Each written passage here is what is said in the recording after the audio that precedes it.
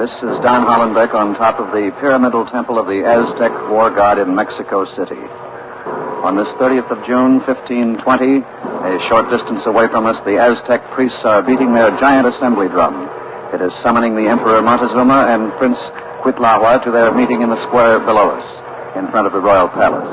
General Hernando Cortez and his Spanish expedition are trapped in that palace, where they hold Montezuma as hostage.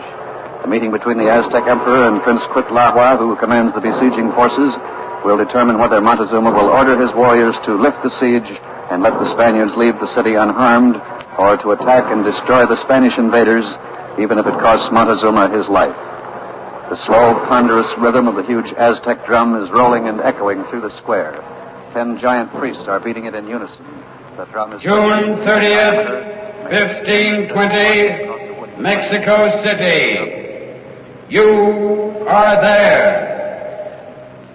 The Aztec people wait to learn whether their emperor, the fabulous Montezuma, a prisoner of General Cortez, will betray them to save his own life.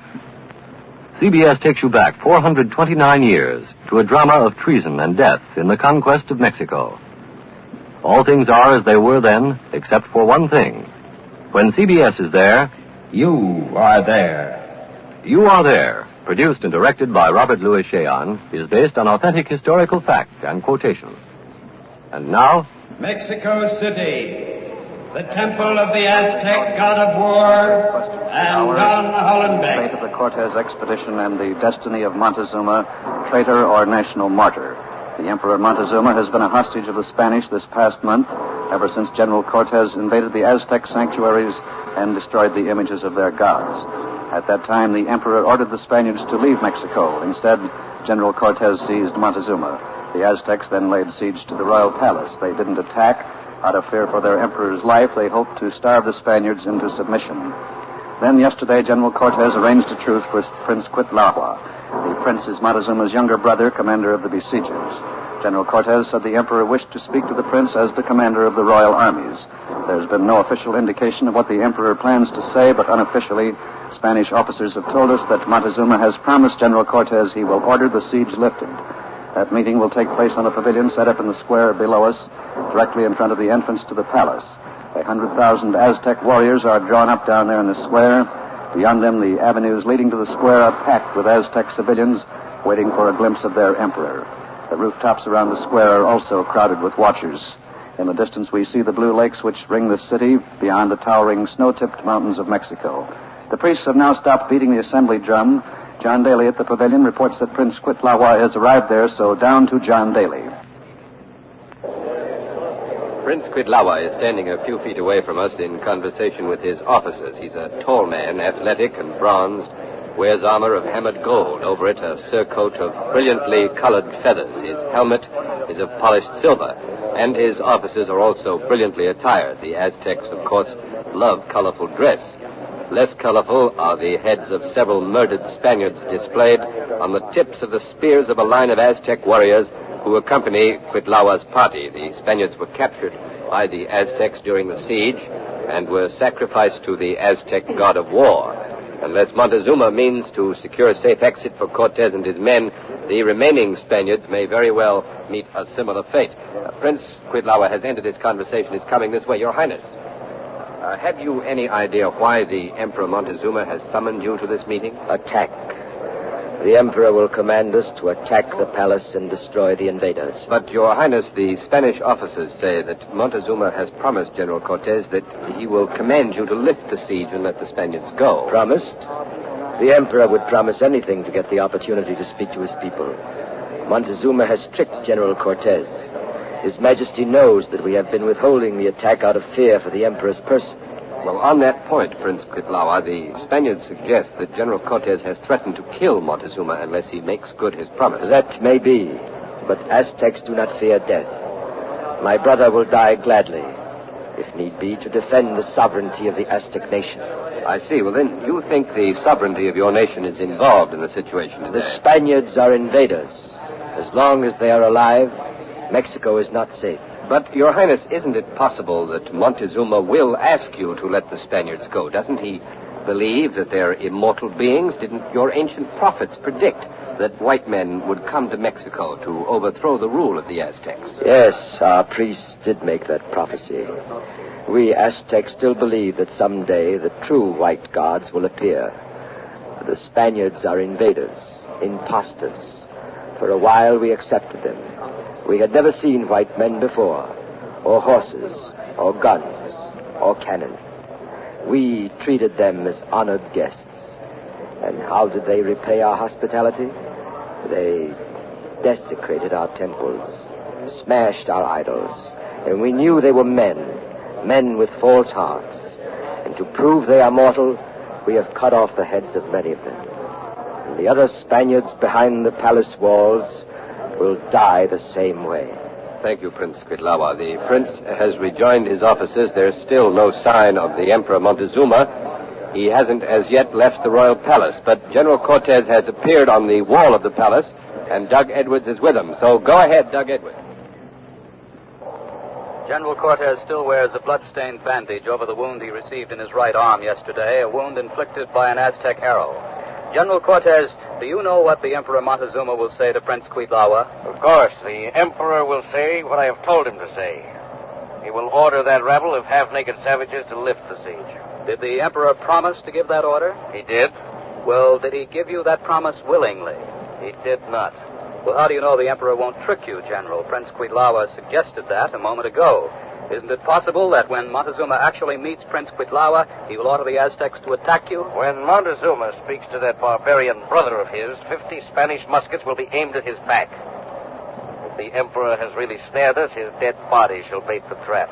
But, General, Prince Cuitlawa argues that the Aztecs do not fear death. He thinks the Emperor would die gladly to rid Mexico of Spaniards. Some of these pagans may not fear death, but I assure you that isn't true of their Emperor. You may recall that twice before the Aztecs rose up against us. Each time I prodded Montezuma gently with my sword, and he calmed his pagan hordes. He will do it again today. But if you are mistaken, General, if Montezuma does trick you, what do you expect will happen? We'll kill Montezuma and as many Aztecs as we can and fight our way out of Mexico. One last question, General Cortez. If you do manage to escape, will you do as Prince Cuitlawa says and come back? Certainly. Do you imagine that I discovered this land only to abandon it? Do you suppose that my men and I have suffered cruel hardships only to be cheated out of our reward? No. They have claimed Mexico in the name of His Catholic Majesty, Charles of Spain. And I shall return and rule it as Governor General. Thank you, General Cortez. There's still no sign of Montezuma. As you heard, General Cortez and the Aztec commander, Prince Cuitlawa, seem to be in complete disagreement as to what Montezuma will say when he speaks to the prince. From time to time, since this expedition arrived in Mexico City, the Emperor has made statements concerning the Spaniards. We've been broadcasting these statements.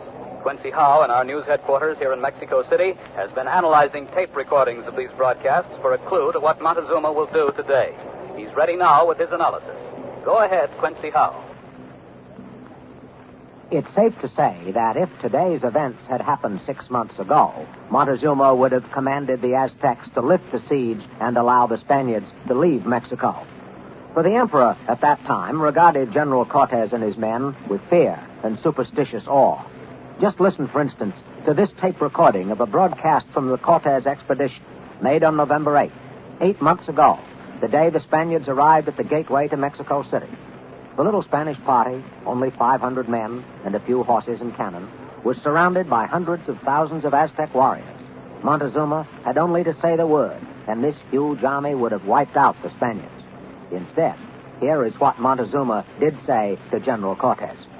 O Lord of ours, descendant of the god Quetzalcoatl, be welcome. You have arrived in your land, Mexico. You have come to sit on your throne.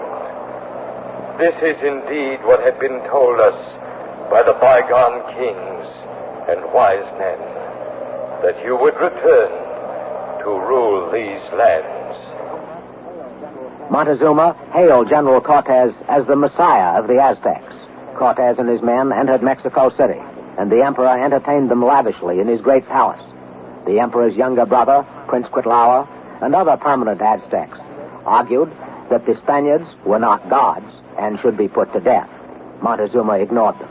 The protests continued, And finally, a month later, Montezuma called his nobles together and addressed them as follows.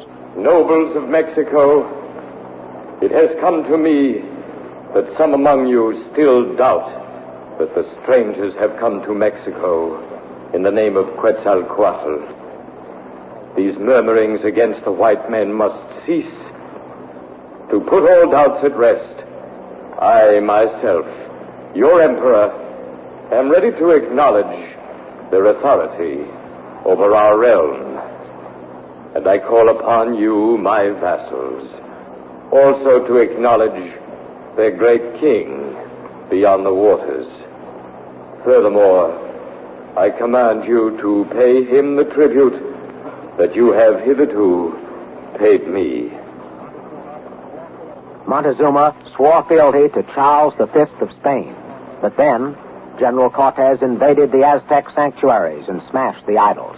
The Aztecs rebelled, and Montezuma was taken hostage. So it must now be clear to Montezuma that the Spaniards are not gods. Having grasped this fact, Montezuma will... Don Hollenbeck, from the top of the Aztec War Gods Temple, reports that Montezuma has come out of the royal palace. Go ahead, Don Hollenbeck.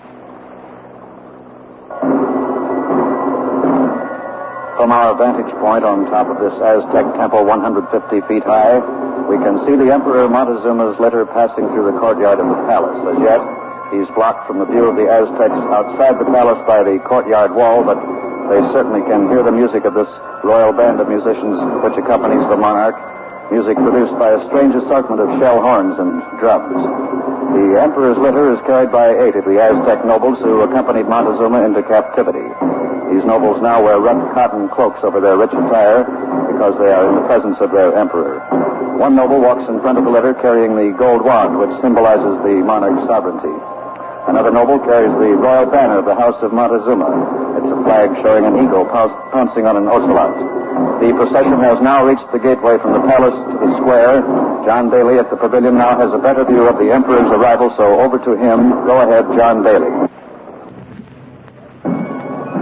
The Aztecs have seen their emperor approaching. Officers are shouting commands, and the hundreds of thousands of soldiers and civilians in and around the square are prostrating themselves on the ground.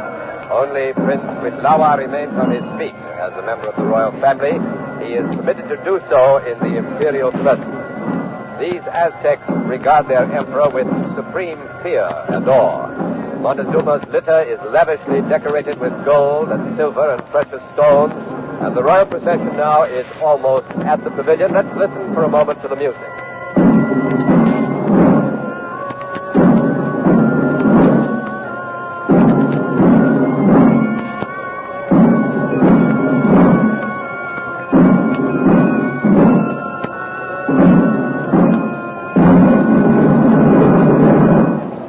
The procession has come to a halt directly in front of the pavilion. In the center of the pavilion is a throne for the emperor. The nobles who bore the emperor's litter are laying down a carpet between the litter and the throne to protect the imperial feet from the ground. Montezuma waits in the litter, a figure of imperial dignity. Montezuma is about 40 years old, tall, a sallow-faced ascetic, certainly not the warrior king, rather the priest type of emperor.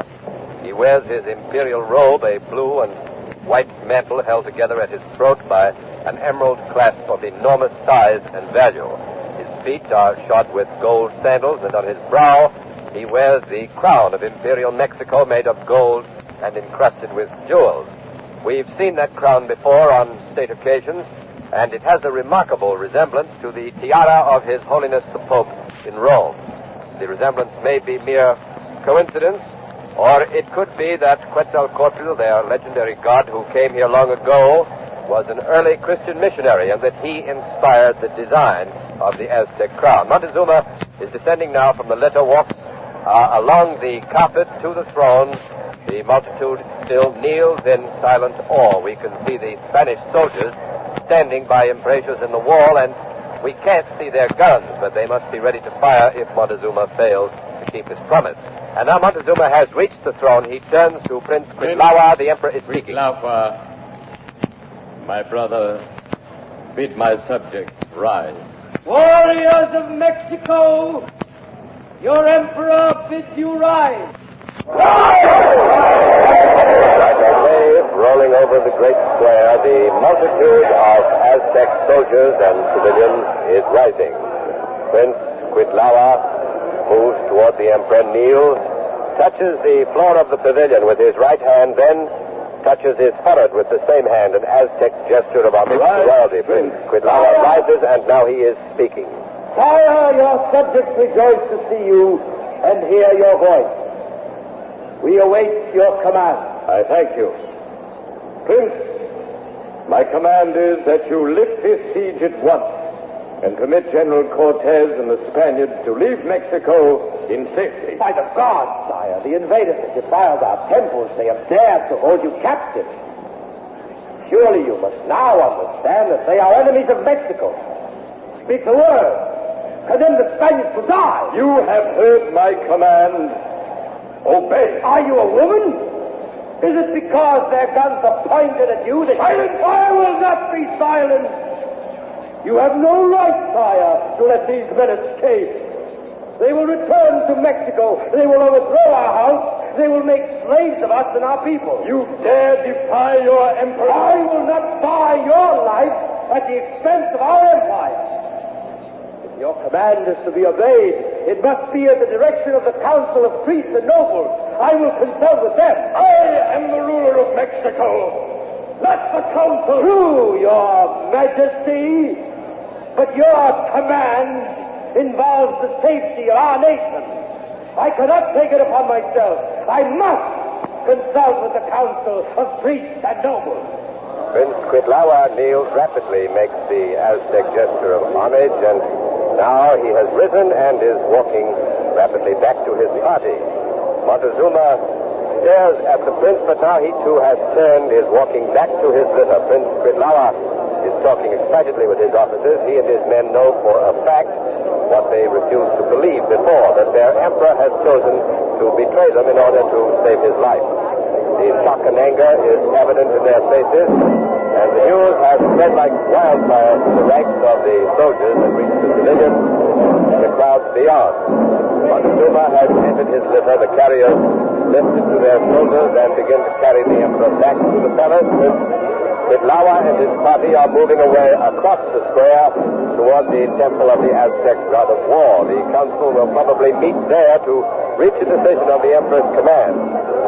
The council is second in authority only to the emperor. Will the council obey Montezuma in this national crisis?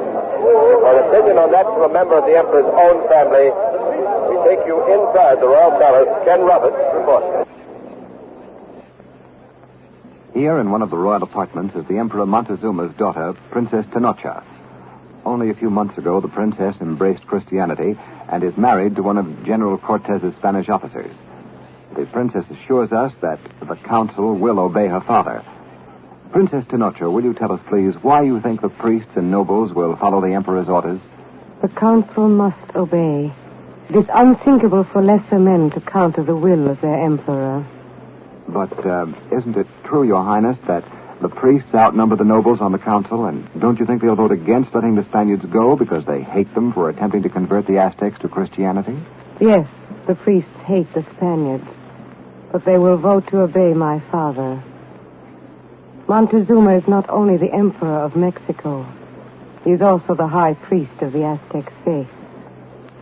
Well, if the priests do yield and allow the Spaniards to escape, would you leave Mexico with them? My place is with my husband, wherever he goes.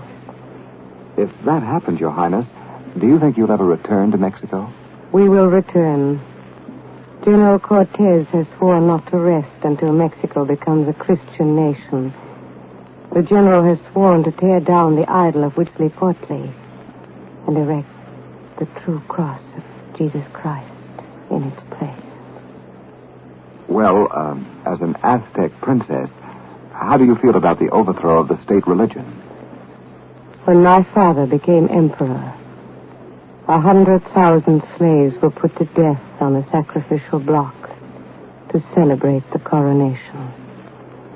Each day in each temple, in every city of Mexico, 4 slaves are put to death as part of the normal daily rites of worship. We Aztecs eat the flesh of human beings. The meat of slaves is served up at the banquet table. I myself, because I lived in ignorance and sin, have eaten human flesh. And may the Lord forgive me. If the house of my father must be overthrown to deliver my people from hideous darkness, I say let it be overthrown. Let the royal house of Mexico perish. Thank you, Princess Tenocha. Don Hollenbeck at the Temple of the Aztec War God reports the Council of Priests and Nobles has finished its deliberations. Prince Cuitlahua is on his way back to the pavilion outside the palace. There will be some time, though, before he arrives there. Meanwhile, there are other Aztecs in the palace who do not agree with the views just expressed by the Emperor's daughter. One of them is imprisoned below us in the palace dungeons. Doug Edwards is with him. Go ahead, Doug Edwards. Here in one of the small cells of the royal dungeon, Prince Cacama of Tezcuco is shackled to the wall with a length of heavy chain. A guard is pacing back and forth. Prince Cacama was imprisoned here by Montezuma 5 months ago at the request of General Cortez. The general claimed that the prince was inciting the Aztecs against the Spaniards. Prince Cacama, do you think the Council of Priests and Nobles will obey the Emperor Montezuma's command and permit the Spaniards to leave Mexico? You see these chains? They are white men's chains, brought here by Cortez to shackle Aztecs. Today I wear the chains, but tomorrow the Spaniards shall wear them. They shall rot here until their hearts are torn out of their breasts and presented to our God. Then you think the council will refuse to obey Montezuma? Montezuma has the soul of a slave, the heart of a traitor. He's tried to sell our people into slavery to save his life. But the lords of Mexico will not submit and let a weakling king betray our empire. The Council of Priests and Nobles elected Montezuma emperor. What was done can be undone. You think the council will depose Montezuma? They will tear his crown from his head. They will smear his body with filth as a sign of his treason and give him the death of a traitor. They will order the army to attack the palace and overwhelm the Spanish dogs. They will sacrifice them to the gods to atone for the shame, the dishonor that Montezuma has brought on Mexico. Thank you, Prince Cacama. John Daly, in the pavilion outside the palace, reports that the Emperor Montezuma is returning to hear the decision of the Council of Priests and Nobles. So back to the pavilion and John Daly. The Emperor Montezuma's litter is approaching the pavilion, and once again the royal standard-bearer walks ahead, and then come the musicians and the procession of courtiers attached to the Emperor's throne. This time, the vast crowd of Aztecs in the square do not kneel at the approach of their Emperor. They're silent, but their faces are sullen and resentful. Prince Cuitlahua and his officers are waiting near the pavilion, and they aren't kneeling either. It's very significant that this great mass of soldiers and civilians here should stand as the Emperor enters into the front of the pavilion, but we don't know yet exactly what it means. And even more ominous is the line of spearmen displaying the heads of Spanish soldiers on the tips of their spears. It has been replaced by a line of archers. Now Montezuma's litter has halted. The Emperor descends from the litter, walks slowly along the carpet to the throne. He does not look at Prince Cuitlahua as he passes him. This is the moment, if the council's decision is to obey Montezuma, his position on the Aztec throne will be secure. But on the other hand, if Prince Cacama's prediction is borne out here, Montezuma will... Wait, Montezuma! Do not seat yourself on the throne! Prince Cuitlahua has stopped Montezuma from ascending the throne. The Emperor has stopped and turned toward the prince. There's a look of fear on his face. Prince Cuitlahua again. The Council of Priests and Nobles have found you unworthy because of your cowardice and treason to remain upon the throne of Mexico. The Council has stripped you of the crown and scepter You are deposed. The council has not the power to depose me. The priests and nobles of Mexico have condemned you to die. They cannot. Warriors of Mexico! The man who stands before you is no longer your emperor. He's been condemned to death as a traitor. Kill him! I am your emperor! Warriors, I command you! Montezuma has been struck in the breast by an arrow. An arrow from an Aztec bow. He's been hit by another arrow and still another. The company of archers in front of the pavilion are piercing him again and again. Montezuma falls to the ground as the Aztec warriors shout, "Coward! Traitor! Die!" And now on the courtyard wall, the Spanish trumpeters are sounding the alarm. The truce has been broken. Montezuma's desperate efforts to save his own life and the lives of Cortez and his men have failed. The man who for 18 years ruled this Aztec empire, an absolute monarch, wealthy and powerful beyond the wildest dreams of Europeans, now lies dead or dying here before the wall of his own palace, struck down by his own people. They've judged him a coward and a traitor, and they've given him a traitor's death. General Cortez has gambled to save himself from June 30th, 1520, Mexico City. Montezuma betrays the Aztecs and dies at the hands of his own people. Footnote. After the death of Montezuma, General Cortez and his men fought their way out of Mexico. They returned later, however, with hundreds of thousands of Indian allies and destroyed the empire of the Aztecs. You have been listening to The Death of Montezuma, another broadcast in the series You Are There, produced and directed by Robert Louis Cheon. The Death of Montezuma was written by Michael Sklar and Mr. Cheon. Montezuma was played by Arnold Moss, Quitlauer by Joseph DeSantis, General Cortez by Louis Van Ruten, Princess Tenocha by Inga Adams, and Prince Cacama by Canada Lee. Next week. March 1st, 1805, Washington. Supreme Court Justice Samuel Chase is impeached. You are there. On CBS tonight, Helen Hayes stars in a radio version of Noel Coward's brilliant motion picture, Brief Encounter. Then Eve Arden comes to you as our Miss Brooks, the nation's #1 schoolmistress in love. Be sure to listen to these outstanding programs over most of these same CBS network stations. This is CBS, the Columbia Broadcasting System.